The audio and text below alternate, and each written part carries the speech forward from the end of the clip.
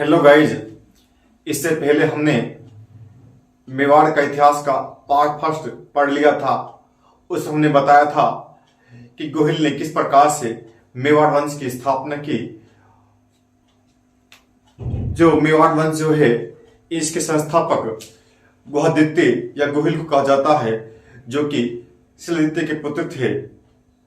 अब हम पढ़ेंगे उसी वंश के यानी मेवाड़ वंश के नेक्स्ट शासक, अगला शासक पढ़ेंगे बप्पा रावल। बप्पा रावल से भी कई बार क्वेश्चन देखने को मिल जाता है। बप्पा रावल भी मेवाड़ वंश का बहुत ही महत्वपूर्ण शासक है। इसके बारे में हम अध्ययन करते हैं। यदि हम बप्पा रावल की बात करते हैं तो बप्पा रावल शब्द जो है, नाम जो है, इसमें दो शब्द हैं, एक बप्पा है, एक रावल है। जो रावल शब्द जो है, इसका अर्थ होता है सेवक। इसका अर्थ होता है सेवक। और मैंने बताया जो गोहिल या गुहादित्य जो था, उन्होंने मेवाड़ वंश की स्थापना की। उन्हीं का 8वां वंशज बप्पा रावल हुए। उसी का 8 वंशज हुए बप्पा रावल। यानी हम कह सकते हैं कि बप्पा रावल जो है, यह गोहिल का 8वां वंशज है। यानी ये 8वीं पीढ़ी में पैदा हुआ बप्पा रावल। इसके बाद बात करता हूं बप्पा रावल का जन्म कहां हुआ। बप्पा रावल का जन्म इधर गुजरात में हुआ, क्योंकि इसकी मां जो थी गुजरात के इधर वंश के शासकों की पुत्र थे। अतः यह इसकी जो माता जो थी बप्पा रावल की, वह इधर गुजरात में कुछ समय के लिए रहने लगी और वहीं से जन्म हुआ, ऐसा कहा जाता है। इसके बाद बात करता हूं बप्पा रावल का वास्तविक नाम कालभोज था।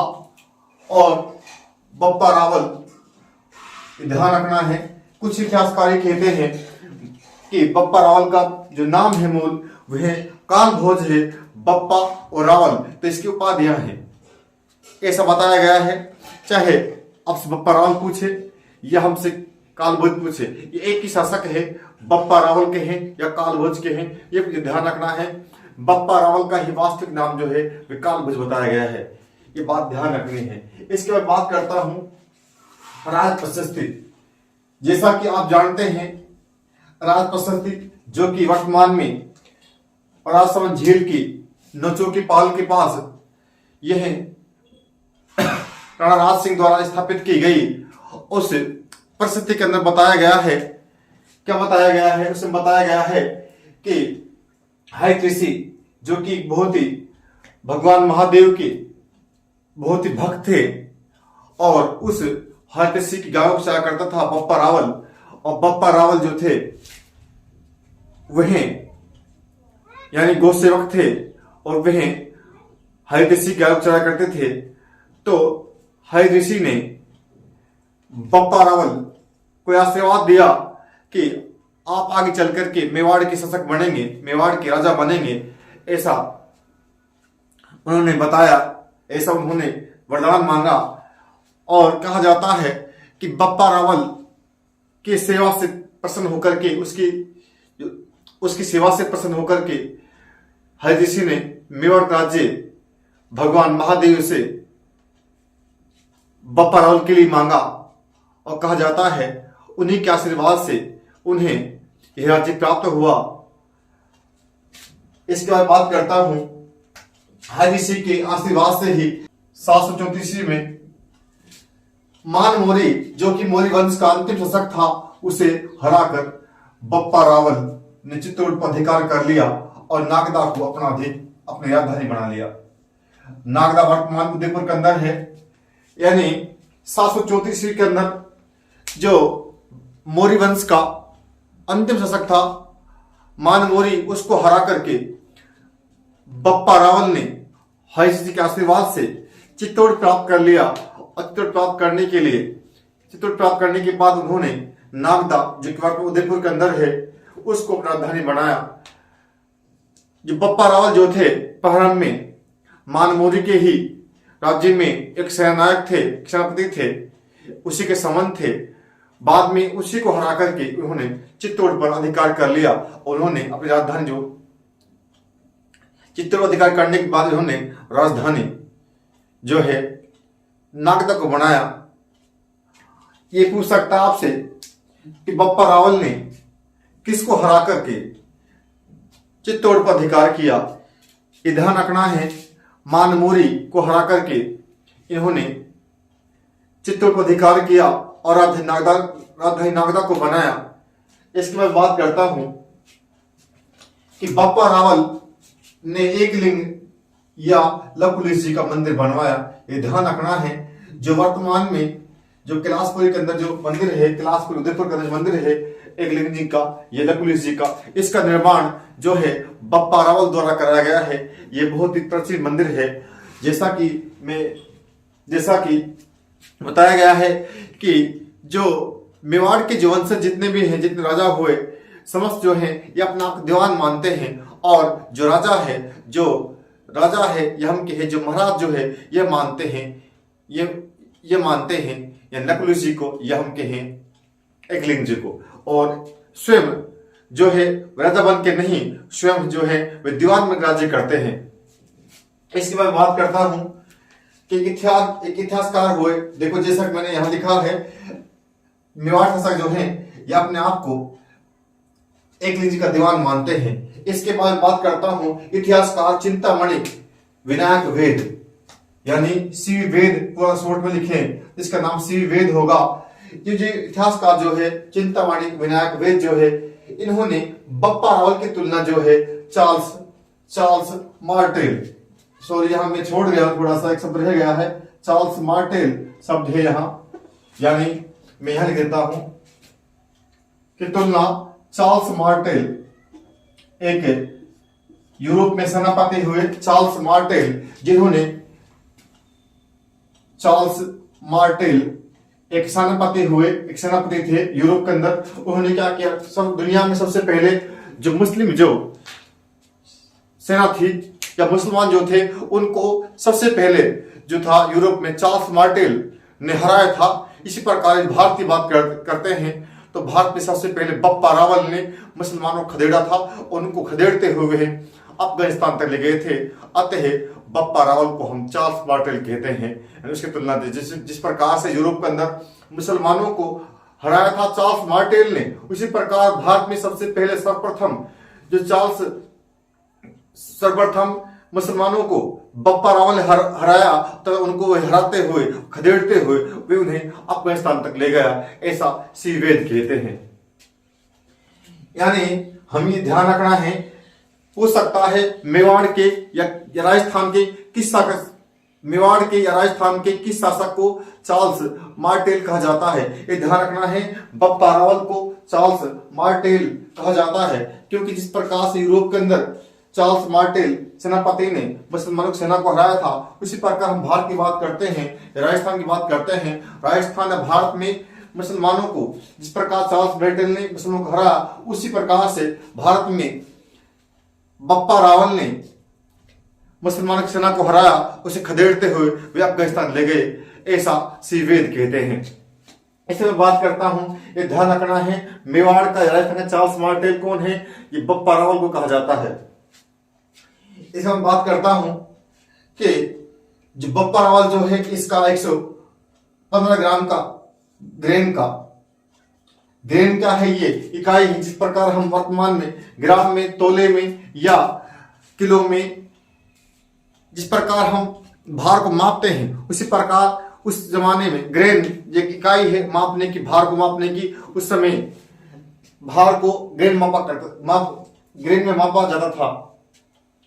यानी बप्पा रावल का 115 ग्राम ग्रेन का सिक्का प्राप्त हुआ है। बप्पा रावल के सैन्य ठिकाने के नाम पर ही पाकिस्तान के जो रावलपिंडी जो शहर जो है वर्तमान में, उसका नाम पड़ा।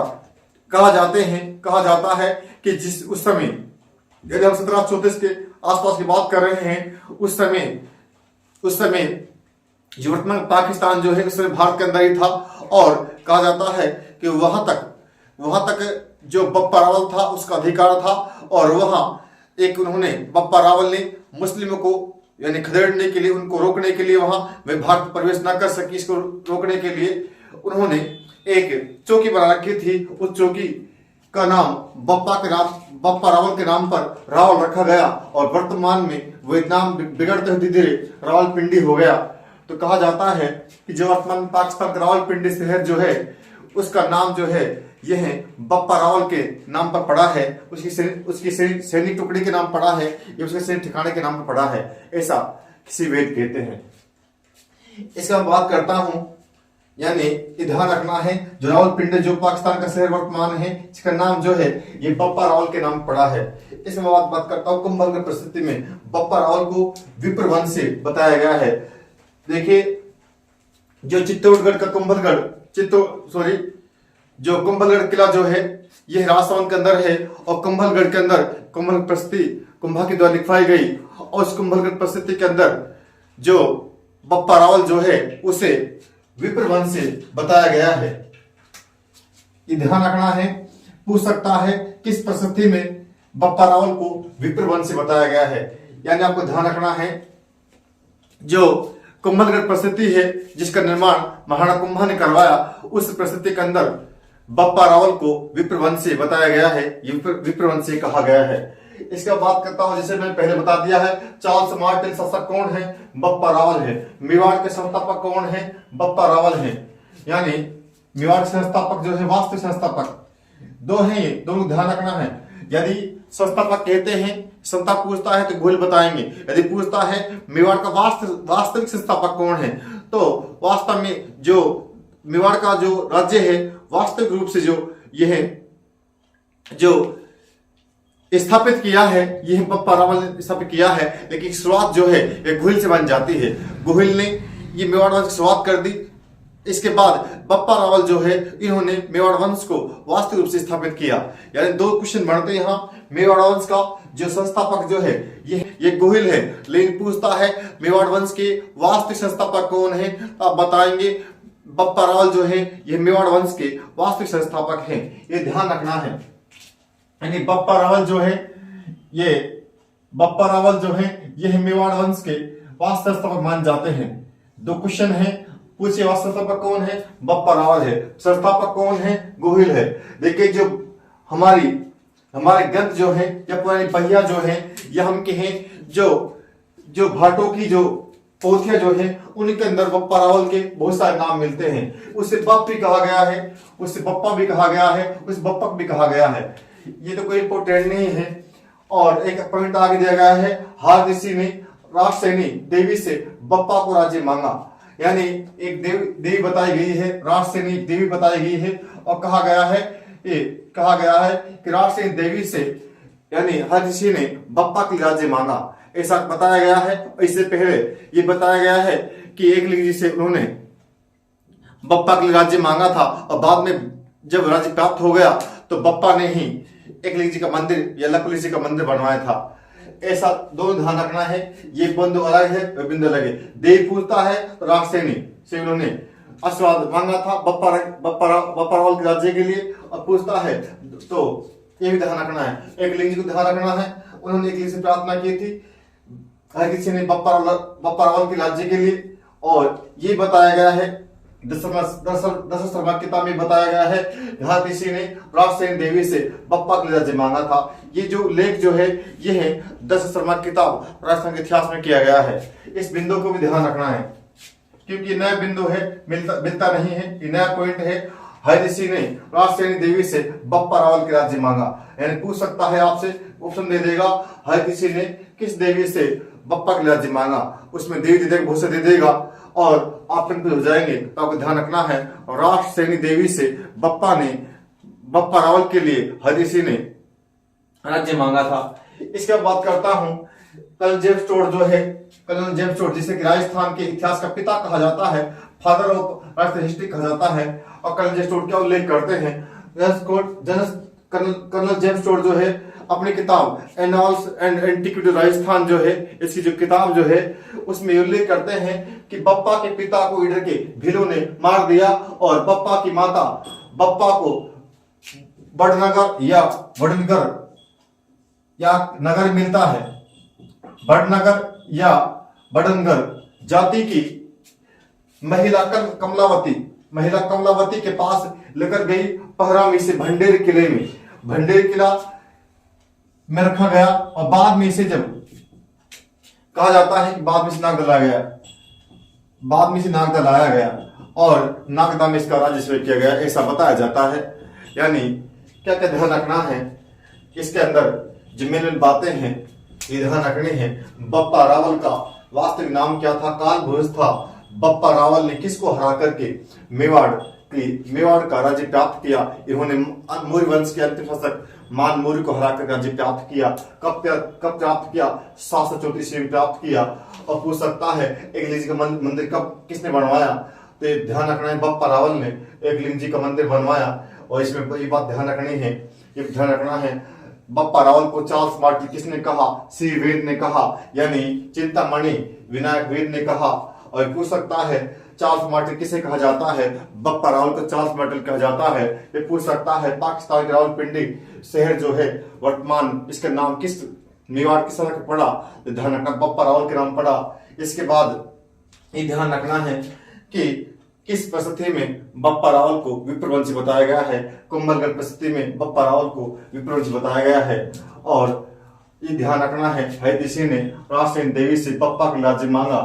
और बेसिक पॉइंट है जहां क्वेश्चन बन सकता है चार्ल्स मार्टिन से कौन सा है? बप्पा रावल है। इस सारे बहुत सारे बिंदु है जहां से क्वेश्चन बन जाता है।